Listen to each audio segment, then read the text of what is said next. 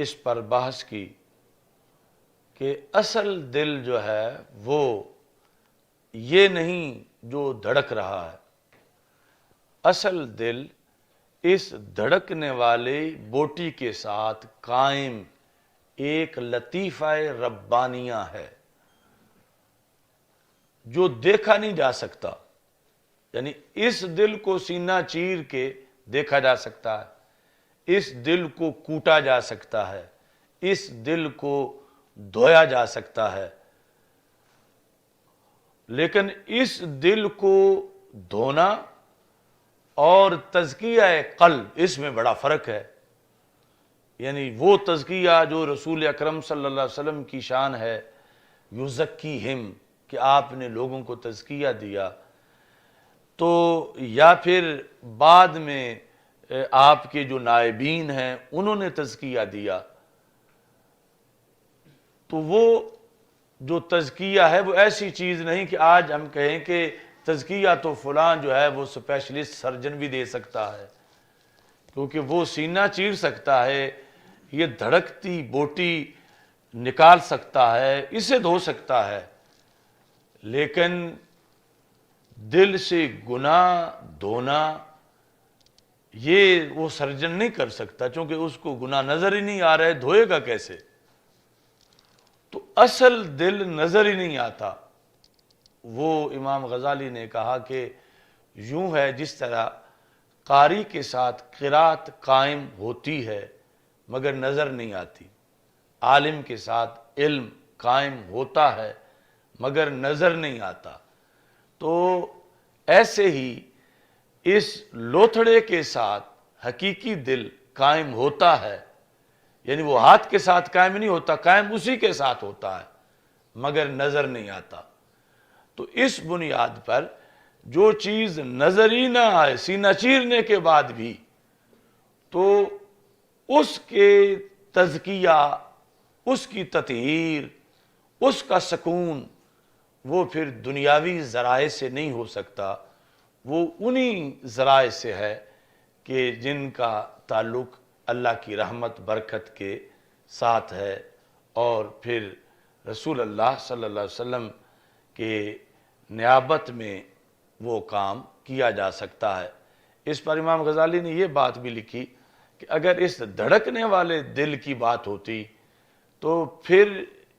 اس طرح کی چیز انسان کے مقابلے میں بھینس میں بڑے سائز کی ہے، یعنی بھینس کا اتنا بڑا دل ہے، تو پھر جو بوجھ آسمان نہیں اٹھا سکے تھے اور زمین بھی نہیں اٹھا سکی تھی، اِنَّا عَرَضْنَا الْأَمَانَةَ عَلَى السَّمَاوَاتِ وَالْأَرْضِ وَالْجِبَالِ فَأَبَيْنَ أَن يَحْمِلْنَهَا وَأَشْفَقْنَ مِنْهَا وَحَمَلَهَا الْإِنسَانُ. یعنی زمین و آسمان ڈر گئے کہ اتنا بوجھ ہم اللہ کی امانت کا کیسے ڈرائیں، کیسے اٹھائیں، تو بندے نے اٹھا لیا. تو اگر اس دھڑکنے والے دل کی ساری بات ہوتی تو پھر بندے سے پہلے بھینس اٹھا جاتی کہ میرے پاس تو بڑے سائز کا دل ہے، میں اٹھا لیتی ہوں. تو جب کہ کوئی جانور انسان کے مقابلے میں اس کو یہ صلاحیت نہیں ملی، اور یہ یعنی دل دریا سمندروں ڈونگے اگرچہ اتنا سا ہے لیکن سمندروں سے بھی گہرا ہے، تو وہ گہرا ہے جو اس کے ساتھ قائم ہے. تو یعنی یہ ایک اللہ کا خصوصی طور پر فضل و کرم ہے، لطیفہ ربانیہ جو اس دھڑکتے دل کے ساتھ. اب اس بات کا یہ مطلب نہیں کہ اس کو دل ہی نہ کہا جائے، یعنی یہ دل ہے، مگر اصل پاور جو انسان کے شرف کا مدار ہے وہ اس دھڑکتے دل کے ساتھ قائم ایک چیز ہے جس کو لطیفہ ربانیہ کہا جاتا ہے، جو اس دھڑکتے دل کے ساتھ یوں قائم ہے جیسے عالم کے ساتھ علم قائم ہوتا ہے، چمٹا ہوا نظر نہیں آتا مگر ہوتا ہے. وہ اس طرح یعنی اصلی جو دل ہے وہ اس دل کے ساتھ قائم ہے. باقی اس دل کے لحاظ سے بھی ظاہری احکام تو اس کے ہی بیان کیے گئے کہ رسول پاک صلی اللہ علیہ وسلم نے فرمایا فی الجسد مضغہ، جسم میں ایک بوٹی ہے، ان صلحت صلح الجسد کلہ، اگر وہ صحیح ہو جائے تو سارا جسم صحیح ہو جاتا ہے، اگر وہ خراب ہو جائے سارا خراب ہو جاتا ہے، الا وہی القلب۔ تو یعنی ظاہری اب اسی بوٹی پر مدغہ پر ہی اطلاق ہے، اور مدغہ کے ساتھ پھر یہ دل قائم ہے کہ جس کی مثل کسی مخلوق کو کوئی چیز نہیں دی گئی جو حضرت انسان کو دی گئی، اور اس کا پھر تزکیہ ہے اور اس کی تنویر ہے کہ دل منور ہو گیا ہے، یہ دل سیاہ ہو گیا ہے کسی کا، وہ سارا جو ہے وہ اس کے لحاظ سے ہے، کیونکہ یہ لوتھڑا تو اسی طرح ہی رہتا ہے، اگرچہ ابو جہل کے سینے میں ہو تو اسی طرح رہتا ہے، دوسری طرف کتنے بڑے ولی کے سینے میں ہو، کیونکہ اصل جو چیز ہے وہ ہے اس کے ساتھ قائم لطیفہ ربانیہ۔ تو یہاں سے ضمناً پھر یہ بات بھی امام غزالی کی بات سے سمجھ آتی ہے کہ ولایت کا جو مدار ہے وہ اس ظاہری لوتھڑے کی حرکات و سکنات نہیں ہے کہ اس کو ظاہر کیا جائے،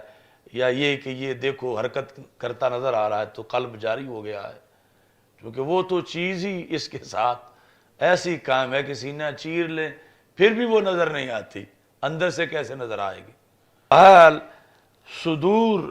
یعنی رؤوس سے بات صدور تک پہنچی، صدور سے بات قلوب تک پہنچی، اور قلوب سے پھر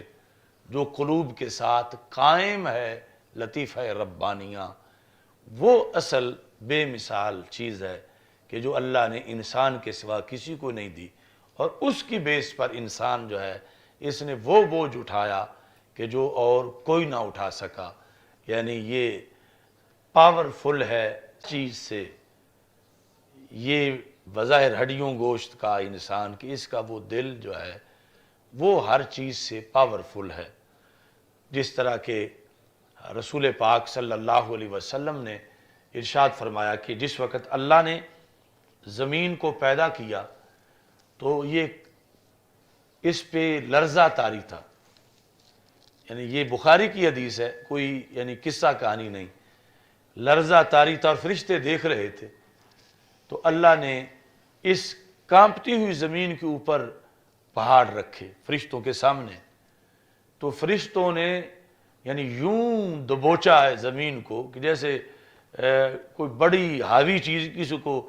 پکڑ کے قابو میں کر لیتی ہے، تو فرشتے بڑے حیران ہوئے کہ ہم نے تو زمین کی وسعت پر ہم حیران تھے کہ کیا مخلوق ہے، اور یہ جو پہاڑ ہیں یہ کوئی بڑی بلا ہے کہ انہوں نے تو زمین کو بھی قبضے میں لے لیا، دبوچ لیا ہے۔ تو انہوں نے اللہ سے سوال کیا حل من خلقک شیء اشد من الجبال، اے اللہ کیا تیری مخلوق میں کوئی ایسی شے بھی ہے جو ان پہاڑوں سے بھی زبردست ہو، یہ تو بڑی زبردست مخلوق ہے۔ تو اللہ تعالیٰ نے فرمایا نعم، ہاں۔ انہوں نے پوچھا وہ کون سی ہے؟ فرمایا الحدید، وہ لوہا ہے کہ لوہے کے سامنے پہاڑ بھی بے بس ہوتے ہیں، یعنی لوہا کاٹ دیتا ہے پتھروں کو، پہاڑوں کو۔ تو انہیں مزید حیرانگی ہوئی کہ یہ تو پھر پہاڑوں سے اوپر بھی مخلوق ہے۔ انہوں نے پوچھا حل من خلقک شیء اشد من الحدید، کیا لوہے سے زبردست بھی تیری کوئی مخلوق ہے؟ تو اللہ تعالیٰ نے فرمایا نعم، لوہے سے زبردست بھی ہے۔ پوچھا وہ کیا؟ فرمایا النار، وہ آگ ہے کہ آگ میں لوہا بھی پگھل جاتا ہے، آگ اتنی زبردست ہے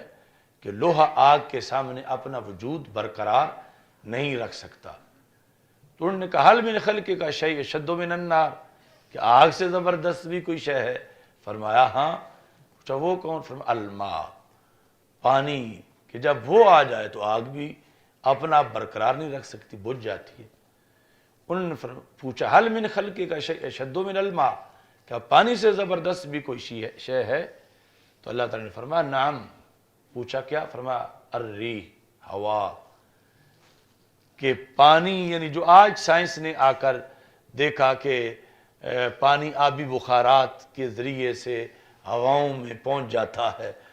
تو اس وقت سرکار دو عالم صلی اللہ علیہ وسلم نے فرمایا کہ پانی پر ہوا کنٹرول کرتی ہے، پانی زیر ہے، ہوا زبردست ہے اس سے۔ اب یہی چیزیں ایٹم بم میں ساری استعمال ہوتی ہیں، وہ گیسیں ہوں، وہ دھاتیں ہوں، وہ بارود ہو، یہ ساری چیزیں، مختلف قسم کے پتھر۔ اب جس وقت ہوا تک بات پہنچی تو فرشتوں نے پوچھا حل من خلق کا شے اشد من الریح، کیا اس ہوا سے زبردست بھی تیری مخلوق میں کوئی ہے؟ تو اللہ تعالیٰ نے فرمایا نعم، ہاں۔ فرشتوں نے پوچھا وہ کون؟ فرمایا ابن آدم، یعنی حضرت انسان، لیکن ساتھ اس کو مقید کیا ایک شرط پر۔ ویسے تو ہڈیوں گوشت کا ہے اور آگ اس سے زبردست ہے، پتھر اس سے زبردست ہے، لوہا بہت زبردست ہے، پانی، ہوا، لیکن فرق تصدق صدقۃ بیمینہ یخفیہا من شمالہ۔ ابن آدم جب اتنا خالص ہو جائے، ریا سے پاک ہو جائے، اب یہ ریا سے پاک ہونا پہلے ایمان پہ مبنی ہے، صحیح العقیدہ ہونے پہ مبنی ہے، کہ اتنا اس میں یقین محکم ہو جائے، ریا سے دور ہو، دائیں ہاتھ سے صدقہ کر رہا ہو تو بائیں کو خبر نہ ہو، وہ ابن آدم ہواؤں سے بھی زبردست ہے، پانیوں سے، پہاڑوں سے، آگ سے، لوہے سے۔ تو یہ ہے یعنی پاور دل کی، دل والوں کی، اور یہ وجہ ہے کہ انسان اٹھا گیا، وَحَمَلَ الْإِنسان، انسان نے وہ بوجھ اٹھا لیا کہ جو سماوات نہیں اٹھا سکے، جو زمینیں نہیں اٹھا سکیں، کیونکہ ان کے اندر وہ نہیں ہے جو اس کے اندر لطیفہ ربانیہ ہے، جس کی وجہ سے یعنی اس کو ہر چیز کے اوپر دسترس دی گئی اور ہر چیز پر اس کو برتری دی گئی، ہر چیز کے اوپر اس کی طاقت رکھی گئی کہ باقی سب نیچے ہیں اور درجہ بدرجہ آپس میں وہ غالب مغلوب ہیں، لیکن جو سب پہ غالب تھی ہوا، اس کے اوپر بھی پھر حضرت انسان کا مقام آیا، لیکن کافر نہیں، فاسق نہیں، مومن پارسا۔ یہ پاور ہے، یعنی جو ایٹم بم سے بھی بڑی پاور ہے، یہ کائنات میں اللہ کا خلیفہ ہے، اور اس کو رب ذوالجلال نے ایسی وہ خصوصی چیز دل کے ساتھ جو قائم ہے عطا کی ہے۔ الحمدللہ رب العالمین والعاقبۃ للمتقین والصلاة والسلام علی رسول الکریم۔ استغفر اللہ، لا الہ الا اللہ وحدہ لا شریک لہ، لہ الملک ولہ الحمد وہو علی کل شیء قدیر۔ ربنا تقبل منا انک انت السمیع العلیم وتب علینا انک انت التواب الرحیم۔ ربنا لا تزغ قلوبنا بعد اذ ہدیتنا وهب لنا من لدنک رحمۃ انک انت الوہاب۔ وصلی اللہ تعالی علی حبیبی خیر